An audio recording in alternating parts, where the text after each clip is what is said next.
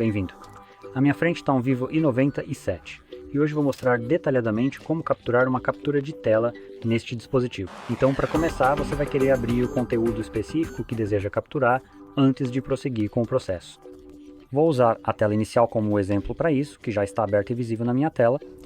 E assim que o conteúdo estiver aberto e visível no seu display, basta segurar o botão de energia e o de volume para baixo ao mesmo tempo. Você ouvirá um som, verá um flash e aparecerá um pop-up que permite capturar uma captura de tela longa e compartilhar. E esse pop-up desaparece sozinho após alguns instantes. Assim que ele desaparecer, você pode encontrar sua captura de tela no aplicativo de álbuns. Vamos navegar até os álbuns e aqui você encontrará um álbum chamado Capturas de Tela, no qual obviamente você encontrará apenas capturas de tela. E aqui está que acabei de capturar há um segundo. Pronto, é isso. Agora, se você achou este vídeo útil, não se esqueça de curtir, se inscrever e obrigado por assistir.